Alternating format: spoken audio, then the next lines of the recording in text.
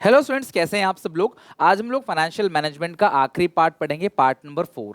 इसके अंदर हम लोग फिक्स्ड कैपिटल और working capital even capital structure के फैक्टर्स अफेक्टिंग देखेंगे। मैंने आपसे कहा था पार्ट नंबर 2 से एक क्वेश्चन आना तय है। अब जो दूसरा क्वेश्चन है वो पार्ट नंबर 3 या पार्ट नंबर 4 से आ सकता है। 3 के अंदर हमने देखा न्यूमेरिकल्स की किस तरीके से आरओआई अगर ज्यादा है तो डेट इशू करने से ईपीएस बढ़ेगा, और अगर आरओआई कम है तो डेट इशू करने से आपका ईपीएस घटेगा। मतलब उस टाइम पे आप इक्विटी इशू करो, और इसको प्रूव भी किया हमने काफी सारे क्लास इलस्ट्रेशंस को लेकर।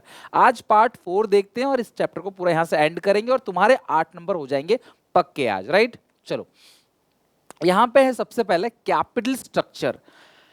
हर एक बिजनेस में कैपिटल लगा होता है। बैलेंस शीट की लायबिलिटी साइड आप कैपिटल देखते हो, है ना, जिसको बोलते हैं कैपिटल एम्प्लॉयड। अब वो कैपिटल एम्प्लॉयड का स्ट्रक्चर कैसा है, उसमें कितना डेट कैपिटल है और कितना इक्विटी कैपिटल है, इसी चीज को बोलते हैं फॉर्म्स ऑफ कैपिटल, या तो डेट या तो इक्विटी, या कितना डेट और कितना इक्विटी। मैंने आपसे कहा भी था जब मैं फाइनेंसिंग डिसीजन को पढ़ा रहा था आपको, तब मैंने कहा था फाइनेंसिंग डिसीजन के अंदर हमें यह देखना होता है कि बिजनेस में डेट कितना है और बिजनेस में इक्विटी कितना है। फाइनेंसिंग डिसीजन के अंदर हमें ये चीज देखनी होती है। तो यार यहां भी ऑलमोस्ट सेम ही है कि हमारे पास डेट कितना होना चाहिए। देखो, फाइनेंसिंग डिसीजन, इसमें अंतर क्या है। फाइनेंसिंग डिसीजन के अंदर हम ये देखते हैं कितना पैसा डेट से रेज करें और कितना इक्विटी से रेज करें। इसके अंदर हम ये देखते हैं कि हमारा आइडियल, मतलब हम डेट से रेज करें या इक्विटी से रेज करें, वहां पे वो क्वेश्चन था। यहां पे क्या है कि आइडियल हमारे बिजनेस में इक्विटी कितना होगा और डेट कितना होगा, प्रपोर्शन कितना होगा। आइडियल रेशियो आपको बता दूं 2:1 होता है, यानी कि किसी भी बिजनेस के अंदर डेट जो है वो 2 गुना होना चाहिए एज कंपेयर टू इक्विटी। अगर 50 करोड़ का डेट है तो 100 करोड़ की इक्विटी भी होनी चाहिए। 100 करोड़ खुद से लगाओ तब जाके 50 करोड़ जनता से लो, ये आइडियल माना जाता है। So capital structure means that proportion of debt and equity used for financing the operation, यानी कि बिजनेस के ऑपरेशंस को चलाने के लिए तुम्हारे बिजनेस में डेट का पोर्शन और इक्विटी का पोर्शन कितना होना चाहिए। इसका फॉर्मूला है डेट अपॉन इक्विटी। अब कौन कौन से फैक्टर्स हैं जो डिसाइड करके देते हैं कि भैया हमारे बिजनेस में डेट होना चाहिए या इक्विटी होना चाहिए, कौन कौन से ऐसे फैक्टर्स हैं। तो अगर तुमने फाइनेंसिंग डिसीजन के याद कर रखा है तो मेजर पॉइंट अब यहाँ पे सेम मिलने वाले हैं, राइट। तो सबसे पहला जो है इसके अंदर कैश फ्लो पोजीशन। सीधी सीधी बात, अगर तुम्हारे पास अच्छा खासा कैश है तुम इंटरेस्ट भर सकते हो, क्योंकि अगर तुमने डेट इशू किया हुआ है या तुम फाइनेंस को डेट से रेज कर रहे हो तो तुम्हें क्या चाहिए क्लास, तुम्हें इंटरेस्ट की पेमेंट करनी है। तो अगर तुम इंटरेस्ट का भुगतान कर सकते हो तो फिर तुम क्लास डेट इशू करो, अदरवाइज इक्विटी इशू करो। The decision related to composition of capital structure also depend upon the ability of business to generate through enough cash flow. The company is under legal obligation to pay fixed rate of interest to debenture holders, dividend to preference। देखो ये सीधी सी बात है, company का एक legal बाउंडेशन है to पे rate of interest. Company rate of fix rate of interest पे करती है डिबेंचर होल्डर को। आपने कभी भी देखा होगा ना, जब भी डिबेंचर्स लिखे रहते हैं, अकाउंट्स में पढ़ोगे भी आप चैप्टर, लाइक 9% डिबेंचर्स, तो कंपनी को हर साल डिबेंचर्स की फेस वैल्यू पे 9% का इंटरेस्ट देना ही देना है, चाहे लॉस हो चाहे प्रॉफिट हो, ये तो पक्का जाएगा ही जाएगा। सो ये लिखा है कंपनी की लीगल ऑब्लिगेशन है, मतलब लीगल लाइबिलिटी है भैया, तुम्हें डिबेंचर होल्डर को इंटरेस्ट देना है, शेयर होल्डर्स को तुम्हें डिविडेंड बांटना है, और ये सारी चीजें क्लास तुम्हें पे करनी है। कई बार कंपनी के पास सफिशिएंट प्रॉफिट तो होता है लेकिन क्लास वो इनकी पेमेंट नहीं कर पाते। तो इसीलिए क्लास आपके पास अगर कैश अच्छा है तो आप अपने पास डेट रखो, अदरवाइज इक्विटी। तुम देखो कि तुम्हारे पास क्या कैश पोजीशन है, तुम्हारे ऑलरेडी कितने सारे इंटरेस्ट लायबिलिटी है, तुम उसको पे कर सकते हो कि नहीं। अगर कर सकते हो तो आप डेट इशू करो, अदरवाइज इक्विटी। मतलब तब अपने कैपिटल स्ट्रक्चर में आप डेट ऐड करो या फिर आप इक्विटी ऐड करो, यानी आपकी कैपिटल में डेट और इक्विटी डिपेंड करता है कि आपकी कैश फ्लो पोजीशन कैसी है। अगला है आरओआई, रिटर्न ऑन इन्वेस्टमेंट। मैंने ये पॉइंट तुम्हें पढ़ा रखा है क्लास, ठीक है। अगर आरओआई ज्यादा है तो डेट आप रखो अपने कैपिटल स्ट्रक्चर में, और अगर आरओआई कम है तो अपने कैपिटल स्ट्रक्चर में आप इक्विटी रखो। ROI is another important factors which help in deciding the capital structure. If ROI is more than rate of interest, then company must prefer debt in its capital structure. Whereas if ROI is less than rate of interest, then company should avoid debt and rely on equity capital. तो अगर ROI कम है तो company को equity capital पे depend रहना चाहिए, और अगर ROI रिटर्न ऑन इन्वेस्टमेंट ज्यादा है रेट ऑफ इंटरेस्ट से तो क्लास आपको डेट पे इशू, मतलब डेट इशू करना चाहिए या अपने कैपिटल स्ट्रक्चर में डेट ऐड करना चाहिए। Cost of debt, if a firm can arrange borrowed fund at lower rate, अगर फर्म जो है वो सस्ते रेट पे उधार ले लेती है, कोई हमें सस्ते रेट पे देने को तैयार है, तो क्लास हम अपने कैपिटल स्ट्रक्चर में डेट ऐड करेंगे, ना कि इक्विटी। फोर्थ पॉइंट आते हैं टैक्स रेट पे। टैक्स रेट भी डिपेंड करता है क्लास, टैक्स रेट पे भी डिपेंड करता है कि हम डेट इशू करेंगे या इक्विटी इशू करेंगे। अगर टैक्स रेट हाई है, high tax rate makes the debt cheaper, अगर टैक्स रेट ज्यादा है तो हम डेट इशू करेंगे, टैक्स रेट कम है तो हम इक्विटी इशू करेंगे। क्यों ऐसा होता है मैं तुम्हें समझाता हूं, फिर रीड करेंगे। यहाँ पे देखो, अगर मान लो यहाँ पे अगर मैं P&L अकाउंट बना के दिखाऊं, तो बाई साइड दिखाएंगे by income, suppose 100 rupees income है, यहाँ पे एक्सपेंस मान लो 70 का है, तो नेट प्रॉफिट जो है वो 30 का आ गया, राइट। तो अगर सरकार का टैक्स रेट 40% है तो हमें 12 करोड़ का, अगर सारे फिगर करोड़ में है तो हमें 12 करोड़ का टैक्स देना है। अगर इस सिचुएशन में मैं डेट इशू कर देता या डिबेंचर इशू कर देता या लोन ले लेता, तो भी मुझे इंटरेस्ट भी पे करना पड़ता, और इंटरेस्ट कहां पे आता है, P&L के डेबिट साइड, मान लो वो 20 है, तो यहां पे क्लास आंसर कितना आता फिर 10, और 10 का 40% कितना, 4 जाता, 4 करोड़। तो आप देखो पहले टैक्स जा रहा था 12 करोड़ का, अब टैक्स कितना जा रहा है क्लास, 4 करोड़ का टैक्स जा रहा है। तो 20 करोड़ का क्योंकि हम इंटरेस्ट पे कर रहे हैं तो हमारा 4 करोड़ का यहाँ पे टैक्स जा रहा है, लगभग 8 करोड़ की बचत हो गई। यानी कि अगर टैक्स रेट ज्यादा है, सरकार बहुत ज्यादा टैक्स ले रही है, तो हम चाहेंगे कि हमारी प्रॉफिट कम से कम हो। अगर सरकार टैक्स बहुत ज्यादा ले रही है तो हम चाहेंगे हमारा प्रॉफिट कम हो, ताकि ज्यादा परसेंटेज कम अमाउंट पे लगेगा तो भी टोटल अमाउंट कम आएगा। तो अब प्रॉफिट को कम कैसे करेंगे, डेबिट साइड कुछ खर्चे दिखाएंगे, कौन सा खर्चा, इंटरेस्ट का खर्चा। तो इंटरेस्ट का खर्चा तभी दिखाएंगे ना जब डेट इशू करेंगे।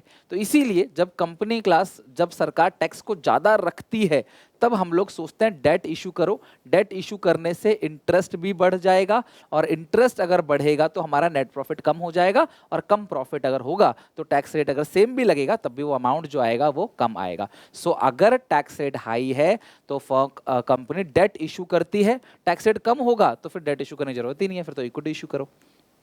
टैक्स का रेट ही कम है तो फिर हमें टेंशन नहीं है टैक्स देने में। सो हाई टैक्स रेट जो है वो डेट को चीपर बनाता है। टैक्स रेट जितना हाई होगा डेट उतना ही चीपर बनता चला जाएगा। हमें लगेगा चलो डेट इशू करते हैं, paid to debt security holder is subtracted from income. तो जो इंटरेस्ट हम पे करते हैं ना वो इनकम को कम कर देता है टैक्स निकालने से पहले, तो हमारी इनकम कम हो जाएगी, टैक्स कम लगेगा। Whereas company have to pay tax on dividend paid. अब शेयर होल्डर को जो डिविडेंड बांटा जाता है उस पर भी company dividend distribution tax pay करती है। So high tax rate means prefer debt whereas low tax rate can prefer capital structure and equity। अगर टैक्स रेट हाई है तो डेट इशू करेंगे, और टैक्स रेट कम है तो इक्विटी इशू करेंगे अपने कैपिटल स्ट्रक्चर में। नेक्स्ट है cost of equity. Another factor which helps in deciding the capital structure is cost of equity। Owner और equity shareholders expect a return on their investment, जिसको क्या बोलते हैं, earning per share. देखो यार, अगर मैं किसी कंपनी में 100 शेयर खरीदता हूं तो मैं एक्सपेक्ट करूंगा कि यार मुझे कुछ रिटर्न भी मिले, तो उस पे जो रिटर्न मिलता है उसको क्या बोलते हैं, अर्निंग पर शेयर। यानी हर शेयर पे कितनी अर्निंग है। अगर मैंने 100 शेयर खरीदे हैं, अर्निंग पर शेयर 1 है, तो मुझे भी 100 रुपए की अर्निंग मिलेगी शेयर पे। अगर मेरे अर्निंग पर शेयर 5 रुपए है, मैंने 100 शेयर खरीदे हैं, तो मुझे 500 रुपए की अर्निंग मिलेगी। अब यहां क्या लिखा है class, as far as debt increasing EPS, मेरी बात ध्यान समझना, डेट को ऐड करने से अगर ईपीएस बढ़ता है तो हम क्लास डेट को ऐड करेंगे कैपिटल स्ट्रक्चर में। But when EPS start decreasing, जैसे ही डेट ऐड करने से ईपीएस घटने लगा तो तुरंत ही क्लास रुक जाओ, फिर इक्विटी ऐड करो। यानी कि मैं डेट ऐड कर रहा हूं, डेट ऐड करने से, जैसे मान लो आग जल रही है तो आग में मैं केरोसिन डाल रहा हूं तो आग और बढ़ रही है, तो केरोसिन को रोक दो। यानी कि उस सिचुएशन में कुछ और डालो वहां पे जो बुझ जाए जिससे, ठीक है, कोई केमिकल, पानी वगैरह, रेत वगैरह जो भी डालना हो। तो ये कहते हैं कि अगर तुम्हारे डेट के ऐड करने से ईपीएस बढ़ता है तो डेट ऐड करो, वही वाली बात होगी पुराने वाली। और अगर तुम्हारे डेट के ऐड करने से ईपीएस घटता है तो तुम भैया फिर डेट मत ऐड करो, फिर तुम इक्विटी ऐड करो। ओके, अगला है फ्लोटेशन कॉस्ट। मैंने पहले ही बता रखा है, फ्लोटेशन कॉस्ट का मतलब क्या है, शेयर को इशू करने का खर्चा, जैसे ब्रोकर का commission, underwriter fee, advertisement of offering share, printing वगैरह, प्रोस्पेक्टस को प्रिंट करना। तो firm prefer security which involve least flotation cost. तो जहां पे फ्लोटेशन कॉस्ट कम होगा, शेयर को इशू करने का फ्लोटेशन कॉस्ट कम है तो शेयर इशू किया जाएगा, डिबेंचर्स को इशू करने का फ्लोटेशन कॉस्ट कम है तो डिबेंचर इशू किया जाएगा। तो ये आपको देखना है कि फ्लोटेशन कॉस्ट कितना है। अगला है risk. More risk is associated with date.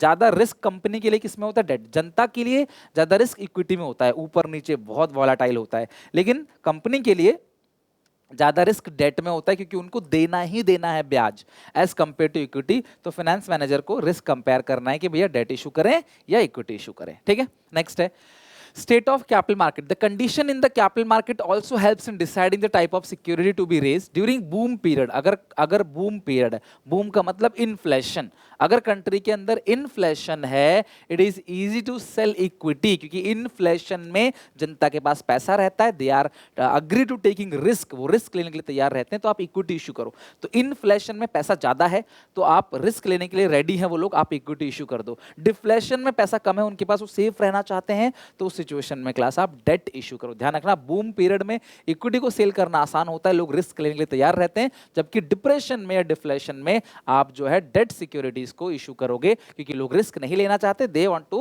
Gate a fix amount of interest, वो सेफ रहना चाहते हैं भैया, बहुत ज्यादा ना मिले बहुत कम ना मिले, मंदी का दौर है भैया, इतना तो मिलना ही चाहिए। ठीक है, अगला है कंट्रोल कंसिडरेशन। अगर तुम चाहते हो तुम्हारे हाथ में सारा कंट्रोल रहे, पावर डिसीजन मेकिंग किसी और के हाथ में ना हो, तो तुम डेट इशू करो। अगर तुम कंट्रोल को लूज कर सकते हो, ठीक है, कंट्रोल को लूज कर सकते हैं, तो तुम इक्विटी इशू करो। Right, issue of share means giving ownership to others. If existing share holder do not want to lose control, then they should prefer debt and vice versa. अगर आप चाहते हो क्लास कंट्रोल लूज नहीं करना चाहते, दे should prefer date और vice versa. अगर आप चाहते हो कंट्रोल लूज कर दो, कोई बात नहीं, तो फिर आप इक्विटी इशू करो। कुल मिला के भैया इक्विटी इशू करने का मतलब है ओनरशिप किसी और को दे देना। अगर तुम्हें चाहते हो ओनरशिप किसी और को दे दोगे, तुम्हें कोई फर्क नहीं पड़ता है, तो भैया फिर तुम डेट इशू करो, मतलब इक्विटी इशू करो। अदरवाइज तुम चाहते हो नहीं यार मालिकाना हक मेरा ही होना चाहिए, डिसीजन मैं ही लूंगा भैया, तो फिर आप उधार ले लो, ब्याज भरते रहो उसको। फिक्स्ड ऑपरेटिंग कॉस्ट, अगर तुम्हारे पास पहले ही बहुत ज्यादा इंटरेस्ट का बोझ है तो और डेट मत इशू करो। अगर तुम्हारा फिक्स्ड ऑपरेटिंग कॉस्ट का मतलब क्या है, जो फिक्स है भैया देना ही देना है, अगर तुम्हारे ऐसे खर्चे जो देना ही देना है वो बहुत ज्यादा है, फिर तुम और उधार ले लोगे, तुम और ज्यादा ब्याज भरोगे, फिर तुम डूब जाओगे। तो इसीलिए इस सिचुएशन में अगर तुम्हारी फिक्स्ड ऑपरेटिंग कॉस्ट कम है, फिर तो देखो मैंने बहुत ज्यादा उधार किसी से नहीं लिया हुआ है, राइट, तो मैं उधार ले सकता हूँ, ठीक है, इतना ब्याज तो भर ही दूंगा, मेरे ऑलरेडी बहुत सारे लोन है, तो मैं और लोन नहीं लूंगा भैया, समझ रहे हो। If a company has already issued a lot of debt, which means more interest liability, more fixed operating cost, then company should not issue more debt. अब issue मत करो debt, because leads to more fixed operating cost. So in that situation, class company को क्या करना चाहिए, equity shares issue करने चाहिए, right? अब जो दो टॉपिक बता रहा हूँ क्लास, ये भी बहुत इंपॉर्टेंट है और इन दो में से कई बार क्वेश्चन पूछ लिया जाता है। फिक्स कैपिटल रिक्वायरमेंट और वर्किंग कैपिटल रिक्वायरमेंट थोड़ा समझते हैं क्लास। देखो टाइम लगेगा, वीडियो थोड़ी लंबी हो जाए तो घबराना मत, मैं छोटी छोटी वीडियो 5 बनाऊं क्लास, 6-7 बनाऊं, कोई फायदा नहीं है इसका, क्योंकि ये देखो समझ आ रहा होगा आपको ना, जल्दी जल्दी खत्म करना है सब कुछ। आप कम से कम आधा घंटा टिक के तो पढ़ ही सकते हो ना, स्कूल में आप 5 घंटे 4 घंटे पढ़ते हो, आधा घंटा तो, क्योंकि यहाँ सिर्फ पढ़ाई होती है, तो हाफ एन आवर आप टिक सकते हो, ठीक है, ये जरूरी है, इसे बिल्कुल मिस मत करना, स्किप मत करना, ठीक है। मैं तुम्हें दो बातें समझाता हूँ, फिक्स्ड कैपिटल क्या होता है और वर्किंग कैपिटल क्या होता है, पहले ही समझते हैं, ठीक है। फिक्स कैपिटल का मतलब क्या है, फिक्स असेट। वर्किंग कैपिटल का मतलब क्या है, stock, current asset, raw material, वो वर्किंग कैपिटल है। फिक्स कैपिटल मतलब बड़ी बड़ी assets, non current, land, building, plant, machinery, furniture, computer, accounting software, ये सारी चीजें फिक्स्ड कैपिटल है। जहां मोटी इन्वेस्टमेंट चाहिए, कभी कभी इन्वेस्टमेंट चाहिए, रोज थोड़ी मशीन खरीदते हैं, रोज स्टॉक खरीदते हैं, रोज रॉ मटेरियल खरीदते हैं, रोज समझ लो सैलरी वगैरह दी जाती है, रोज नहीं तो पर्टिकुलर इंटरवल में सैलरी वेजेस दिया जाता है, इंटरेस्ट हो, डेली बेसिस के खर्चे, वो सारे होते हैं, वो रेवेन्यू नेचर का है, वो वर्किंग कैपिटल है। लेकिन बिल्डिंग खरीदना, मशीन खरीदना, रीइनोवेशन कराना बिल्डिंग में, ब्रांचेस नहीं बनाना, ये सब चीजें क्या है क्लास, नए प्रोजेक्ट में इन्वेस्ट करना, ये सब क्या है, कैपिटल। तो फिक्स्ड असेट को खरीदने के लिए जो कैपिटल चाहिए उसको बोलते हैं फिक्स्ड कैपिटल। फिक्स्ड एसेट को खरीदने के लिए जो पैसा चाहिए उसे क्या बोलते हैं, fixed capital. So investment in fixed asset is for longer duration is called fixed capital. Fixed capital is financed through long term source. अब भैया मुझे बिल्डिंग खरीदनी है, मशीन खरीदनी है, तो मैं 6 महीने 9 महीने साल भर के लिए उधार नहीं लूंगा, 10 साल 5 साल 15 साल 20 साल के लिए उधार लूंगा। अब एक घर बनाने के लिए आदमी 20 साल के लिए उधार ले लेता है, तो कंपनी की बिल्डिंग तो कितनी बड़ी होती है, कम से कम हजारों घर के बराबर होती है, सोचो उसे कितना पैसा चाहिए, लंबे समय के लिए पैसा लेगा वो, सच है। तो फिर वो पैसे चाहिए उनको, तो वो कैसे इशू कर सकते हैं, इक्विटी के थ्रू, प्रेफरेंस शेयर के थ्रू, डिबेंचर के थ्रू, लॉन्ग टर्म लोन के थ्रू। तो ये सबसे इनके पास एक मोटी रकम आएगी और इस कैपिटल को क्या बोलते हैं, फिक्स्ड कैपिटल। सो फिक्स्ड असेट को खरीदने के लिए जो कैपिटल जुटाना पड़ता है उसे बोलते हैं fixed capital. The requirement of fixed capital depend upon the various factor. अब हमें फिक्स्ड कैपिटल ज्यादा चाहिए या कम चाहिए, उसको अफेक्ट करने के जो फैक्टर हैं वो कौन कौन से हैं, यही इंपॉर्टेंट है और ये सबसे आसान भी है। मतलब कैपिटल स्ट्रक्चर थोड़ा तुम्हें कॉम्प्लिकेटेड लगा होगा, वो टॉपिक ही ऐसा है, बट ये तुम्हारे दिमाग के अंदर आराम से चला जाएगा और तुम्हें समझ भी बहुत अच्छे से आ जाएगा। ठीक है, चलो क्या बताया क्लास मैंने, फिक्स्ड असेट को खरीदने के लिए फिक्स कैपिटल चाहिए। अब मुझे फिक्स कैपिटल ज्यादा चाहिए या कम चाहिए, इसको अफेक्ट करने के लिए ये सारे फैक्टर्स हैं। पहला, नेचर ऑफ बिजनेस, कि मेरे बिजनेस का नेचर कैसा है ना।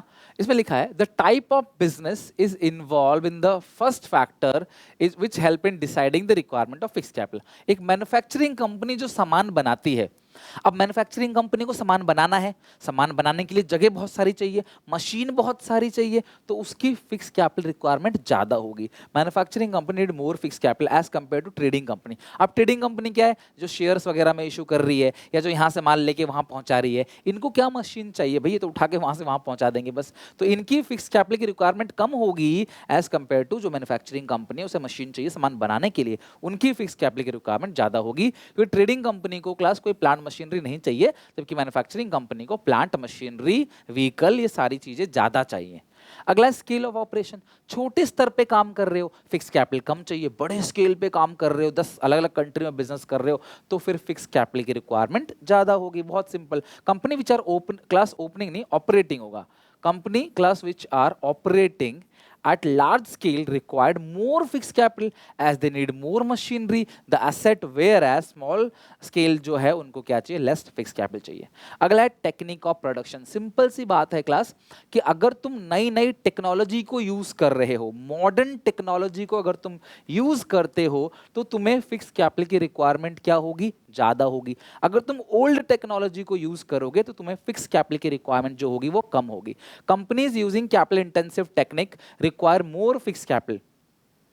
देखो आपको पता है प्रोडक्शन करने की दो टेक्निक होती है, लेबर इंटेंसिव और capital intensive. In labour intensive we use more labour as compare to capital, but in capital intensive we use more capital, more machinery. तो अगर तुम कैपिटल इंटेंसिव टेक्निक हो, तुम्हें ज्यादा मशीन चाहिए, ज्यादा फिक्स कैपिटल चाहिए, और अगर तुम लेबरों से काम कराते हो तो तुम्हें क्लास फिक्स कैपिटल की रिक्वायरमेंट जो होगी वो कम होगी, क्योंकि तुम लेबर से काम करा रहे हो, तुम्हें बहुत ज्यादा मशीन्स की जरूरत नहीं पड़ती, राइट। अगला है टेक्नोलॉजी अपग्रेडेशन। अगर तुम कंटिन्यू टेक्नोलॉजी को अपग्रेड कर रहे हो, अपग्रेड समझते हो ना, इन्फोसिस, विप्रो, ऐसे कंपनी में क्या होता है, पुराना कंप्यूटर को कुछ कुछ साल में रिप्लेस करते रहते हैं। लेकिन घर में क्या होता है, हम पुराना कंप्यूटर तो जैसे जैसे यूज करते हैं जब तक कि वो बिल्कुल डेड ना हो जाए। लेकिन ऑफिस में ऐसा नहीं होता, नई नई टेक्नोलॉजी को अपग्रेड किया जाता है, नई टेक्नोलॉजी आ गई तो उसे यूज किया जाता है, सिखाया जाता है, क्यों, ताकि आप काम फास्ट कर सको, राइट। तो अगर कोई कंपनी टेक्नोलॉजी को अपग्रेड करते हैं, नहीं यार हम नई टेक्नोलॉजी को यूज करेंगे, तो उनको पैसा ज्यादा चाहिए। और जो कहते हैं नहीं पुरानी टेक्नोलॉजी से काम चल रहा है ना, चलने दो, तो उनको फिक्स कैपिटल की रिक्वायरमेंट कम चाहिए। ओके, ग्रोथ, अगर तुम्हें लग रहा है कि फ्यूचर में ग्रोथ के चांसेस हैं, ग्रोथ अपॉर्चुनिटी है, तो तुम्हें फिक्स कैपिटल की रिक्वायरमेंट क्या चाहिए। अगर तुम्हें लग रहा है फ्यूचर में ग्रोथ के चांसेस हैं तो तुम्हें फिक्स कैपिटल की रिक्वायरमेंट ज्यादा चाहिए, और तुम्हें लग रहा है कोई ग्रोथ नहीं करना, जैसा है चलने दो यार, तो तुम्हें फिक्स कैपिटल की रिक्वायरमेंट कम चाहिए होगी। Companies which are expanding and have higher growth plan require more fix capital as to expand, they need expand their production capacity. भाई ज्यादा हमें तरक्की करने के लिए हमें प्रोडक्शन कैपेसिटी को बढ़ाना पड़ेगा, इसका मतलब प्रोडक्शन कैपेसिटी बढ़ेगा तो उसको ज्यादा फिक्स कैपिटल चाहिए। और अगर तुम्हारा ग्रोथ का कोई ऐसा स्कोप ही नहीं है, ठीक है चलने दो, कोई ग्रोथ की जरूरत नहीं है, तो फिक्स कैपिटल की रिक्वायरमेंट क्या होगी, कम होगी। अगला है असेट अवेलेबल ऑन लीज। कई बार क्या होता है, अगर असेट किराए पे मिल जाती है या लीज पे मिल जाती है कि मैं 6 साल में लौटा दूंगा, 10 साल में पैसे लौटा दूंगा, ईएमआई पे लौटा दूंगा, इसको एचपी बोलते हैं, हायर परचेज। आप बीकॉम सेकंड ईयर में अकाउंटिंग में पढ़ोगे, फाइनेंशियल अकाउंटिंग में। तो अगर मुझे किराए पे मिल गई असेट, तो मैं हर महीने असेट का किराया देता चला जाऊंगा, है कि नहीं। तो यार इसमें मुझे फिक्स कैपिटल की रिक्वायरमेंट थोड़ी कम लगेगी, क्यों, मैं हर महीने किराया दूंगा। लेकिन अगर मुझे किराए पे नहीं मिल रही, मशीन खरीदना ही पड़ेगा, तो मुझे फिक्स कैपिटल की रिक्वायरमेंट ज्यादा लगेगी। If asset are available on lease और ईएमआई पे असेट अवेलेबल है, तो कंपनी को फिक्स कैपिटल की रिक्वायरमेंट कम है। देखो ये ऐसी चीज है जो तुम्हें हेडिंग याद रखनी है, अंदर का बना बना के लिखना है। तुम खुद सोचो ना यार, लोन पे अवेलेबल है, ईएमआई पे अवेलेबल है, तो मेरा खर्चा कम आएगा। ईएमआई पे नहीं, मुझे पूरा उठाए खरीदना पड़ेगा एक साथ, मेरा फिक्स कैपिटल खर्चा ज्यादा आएगा, तो मुझे ज्यादा फिक्स कैपिटल की रिक्वायरमेंट होगी, मैं ज्यादा डेट इशू करूंगा, ज्यादा इक्विटी इशू करूंगा कि यार मुझे बिल्डिंग खरीदनी है। अगर मुझे किराया मिल जाता है तो शायद मुझे इतना इशू नहीं करना पड़ेगा। If assets are available on lease or EMI, then company would prefer less fixed capital. And if leasing facility is not available, भैया तुम्हें एक साथ खरीदना है, then company required more fixed capital as they have to pay lump sum amount for the asset. तो आपको इकट्ठा देना पड़ेगा, जिसकी वजह से तुम्हें fixed capital की requirement ज़्यादा होगी. अगला कोलैबोरेशन और जॉइंट वेंचर. अकेले काम करते हो तो फिक्स कैपिटल की रिक्वायरमेंट ज़्यादा होगी. कोलैबोरेशन में 4 लोगों के साथ काम करते हो, 4 करोड़ की मशीन है तो आपको 1 करोड़ लगाना पड़ेगा. फिक्स कैपिटल की रिक्वायरमेंट कम होगी, है ना आपको. लेकिन अगर आप 2 कंपनी के साथ मिलकर काम नहीं कर रहे, अकेले काम कर रहे हो, तो पूरा पैसा खुद ही लगाना है मशीन में, तो फिक्स कैपिटल की रिक्वायरमेंट ज़्यादा. सबके साथ मिलकर कोलैबोरेशन में काम कर रहे हो, मिलजुल के काम कर रहे हो, थोड़ा आप लगाओ थोड़ा वो लगाएगा, तो आपको फिक्स कैपिटल की रिक्वायरमेंट कम होगी. Less fix capital is required for a company which is going through collab with other companies, right. Diversification. अगर आप अभी एक प्रोडक्ट बना रहे हो, आप सोच रहे दूसरा ही बनाए, तीसरा बनाए, चौथा बनाए, तो मुझे बताओ मशीन ज़्यादा चाहिए होगा ना. हाँ सर, अलग अलग प्रोडक्ट के लिए अलग अलग मशीन आती है, तो फिक्स कैपिटल की रिक्वायरमेंट ज़्यादा. लेकिन अगर आप डाइवर्सिफिकेशन नहीं करते तो फिक्स कैपिटल की रिक्वायरमेंट कम. If a company plan to diversify its business operation और deal with multi product, then it require more fix capital. आप लैंग्वेज देखो यार, एक बार पढ़ते तुम्हारे दिमाग में सेट हो जाएगा, और तुम ध्यान से पढ़ो, अच्छे से समझो, अच्छे से, ओके, बिल्कुल समझ आएगा तुमको. अब आते हैं working capital. Stock, wages, salary, day to day expenses, revenue nature के जो खर्चे होते हैं, इन सब का निपटारा करने के लिए जो पैसा हमें चाहिए होता है, this is called working capital. क्या है class working capital? It refers to excess of current asset over current liability, CA minus CL. ये तो जानते ही हो. वर्किंग कैपिटल मतलब जितना पैसा प्रोडक्शन में लगा हुआ है, जितना पैसा उत्पादन में फंसा हुआ है मेरा, that is called working capital. Operating cycle is time period. एक ऑपरेटिंग साइकिल भी होता है कि ऑपरेटिंग साइकिल बेसिकली क्या होता है, मैं समझाता हूं तुम्हें क्लास. ऑपरेटिंग साइकिल किसे कहते हैं?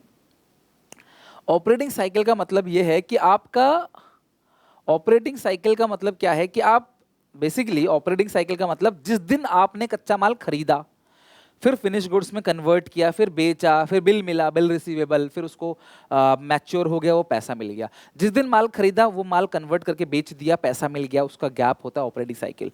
तो ऑपरेटिंग साइकिल पे डिपेंड करेगा. ऑपरेटिंग साइकिल छोटा है तो वर्किंग कैपिटल कम चाहिए, ऑपरेटिंग साइकिल बड़ा है तो वर्किंग कैपिटल ज़्यादा चाहिए. तो ऑपरेटिंग साइकिल क्या है? Time period between acquisition of raw material and collection cash from receivable.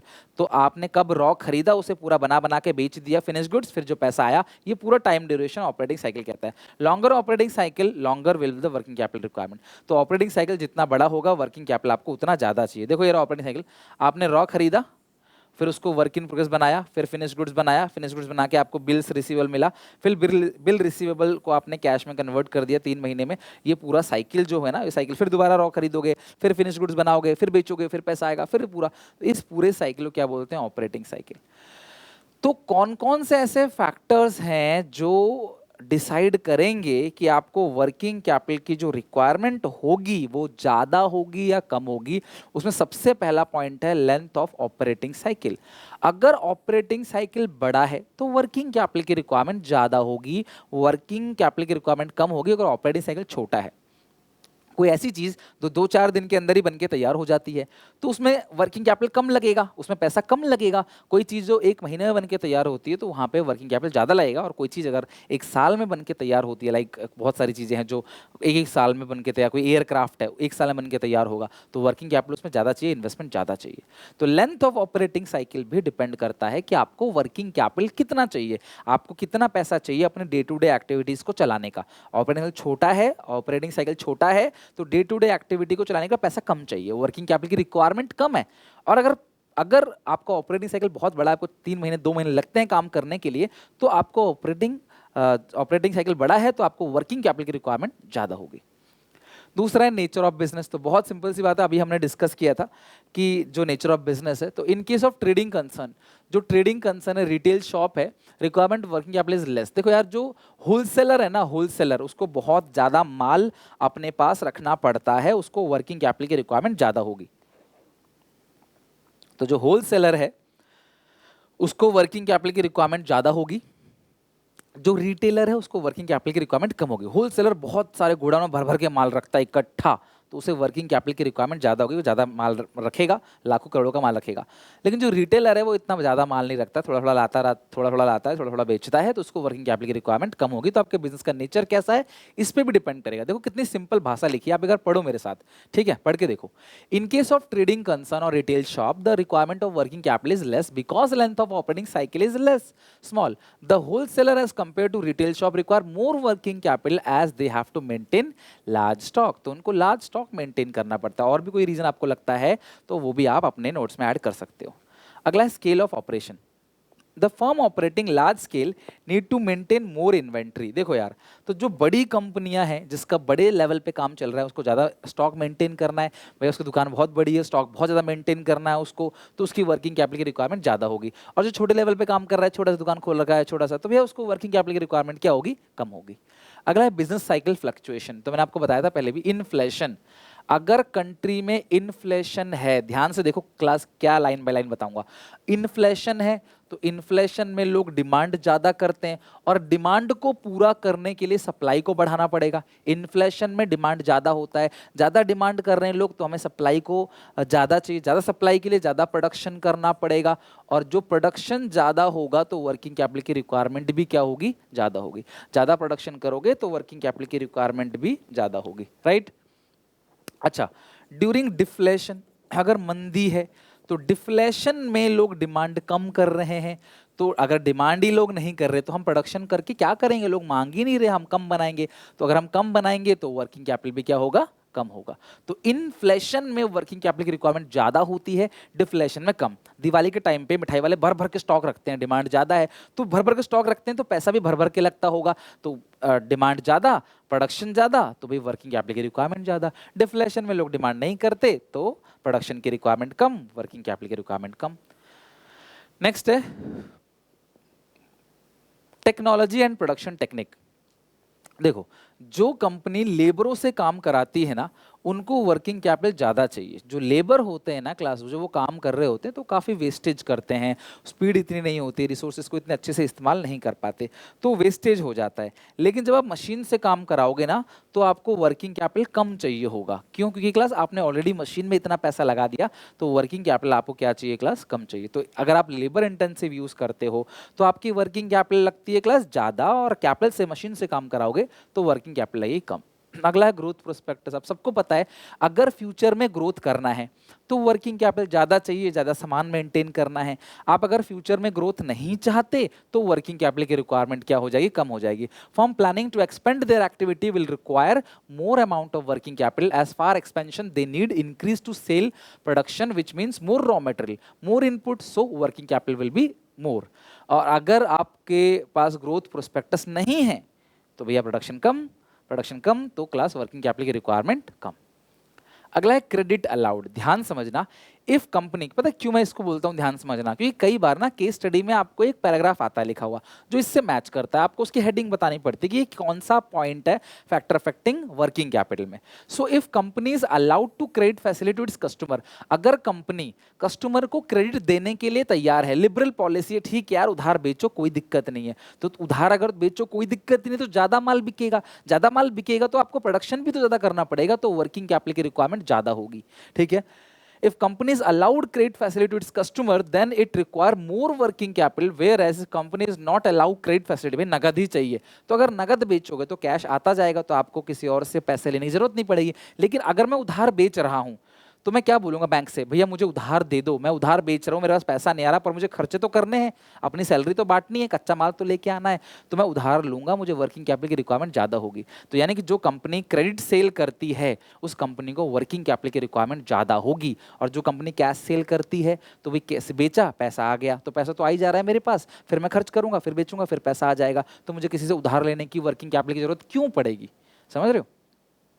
Now come to 8 point, credit availability. If a company can avail a long term credit facility, देखो यार credit allowed का मतलब क्या है, हम as a seller credit दे रहे हैं, और क्रेडिट अवेलेबिलिटी मतलब क्या है कि हमें उधार मिल रहा है, हम भी तो कहीं से माल खरीद के ला रहे होंगे, तो हमें उधार मिल रहा है। तो अगर कंपनी को लंबे समय के लिए लोन मिल जाता है तो उसे फिर डे टू डे एक्टिविटी के लिए पैसे लेने की जरूरत पड़ेगी नहीं, तो वर्किंग कैपिटल की रिक्वायरमेंट क्या होगी, लेस होगी। Whereas company credit is not avail, अगर कंपनी को उधार नहीं मिल रहा है तो डे टू डे एक्सपेंस के लिए क्लास वर्किंग कैपिटल की रिक्वायरमेंट उसको ज़्यादा होगी। तो for short term then it require more amount of working capital. Okay, यानी कि अगर मुझे लंबे समय के लिए उधार मिल जा रहा है तो मुझे वर्किंग कैपिटल की रिक्वायरमेंट नहीं होगी या कम होगी। लेकिन अगर मुझे लॉन्ग टर्म के लिए उधार नहीं मिल रहा है तो मुझे ज़्यादा पैसे वर्किंग कैपिटल में चाहिए होंगे। मैं डे टू डे एक्सपेंस कहाँ से करूंगा? उधार लूंगा। लेकिन मुझे लंबे समय के लिए उधार मिल जा रहा है, दुकानदार कहता है, इमेजिन दुकानदार कहता है माल लो, कोई दिक्कत नहीं सुनील सर, आप माल लो, आप बेचो, तो मुझे वर्किंग कैपिटल चाहिए ही नहीं, मैं माल लेके सीधे बेचूंगा, पैसा आएगा, पेमेंट कर दूंगा। लेकिन अगर मुझे वो बोल रहे नहीं नगद माल चाहिए भैया, तो फिर मुझे खरीदना पड़ेगा नगद माल, तो मुझे पैसे चाहिए होंगे, मैं बैंक से उधार लूंगा, वर्किंग कैपिटल की रिक्वायरमेंट ज्यादा होगी। तो समझ के करोगे ना तो दिक्कत नहीं आएगी आपको। लास्ट के 2 पॉइंट देख लो। अवेलेबिलिटी ऑफ रॉ मटेरियल, ये भी अच्छा पॉइंट है। Some time due to unavailability of raw material और lack of supply of raw material a producer need to maintain large amount of stock of raw material, so it require more working capital, whereas if there is no fear of shortage of raw material in market, then producer can maintain less stock of raw material, hence requirement of working capital is less। क्या कहने का मतलब है कि अगर आपको लग रहा है कि रॉ मटेरियल खत्म हो जाएगा, नहीं मिलेगा या अवेलेबल नहीं होगा, तो तुम क्या करोगे? डर के मारे इकट्ठा करके रख लोगे ना स्टॉक सारा का सारा। तो आपको वर्किंग कैपिटल ज्यादा चाहिए, लेकिन तुम्हें लगता है कि यार रॉ मटेरियल तो बगल में ही है, कभी भी मिल जाएगा मुझे, तो मुझे इकट्ठा करने की जरूरत नहीं पड़ेगी, जितना चाहिए उतना लाऊंगा, उतना बना के बेचूंगा, फिर जितना चाहिए उतना लाऊंगा, उतना बना के बेचूंगा, तो मुझे वर्किंग कैपिटल की रिक्वायरमेंट क्या लगेगी? कम। तो यही लिखा है क्लास कि अगर रॉ मटेरियल अनअवेलेबल है, इजीली अवेलेबल नहीं है रॉ मटेरियल, तो वर्किंग कैपिटल ज्यादा चाहिए, और इजीली अवेलेबल है तो वर्किंग कैपिटल क्या चाहिए? कम चाहिए। अगला है extent of competition. In a highly competitive market, competition बहुत ज्यादा है, तो तुम्हें लार्ज अमाउंट ऑफ स्टॉक दुकान में रखना पड़ेगा, तभी बिकेगा, दिखेगा तभी बिकेगा।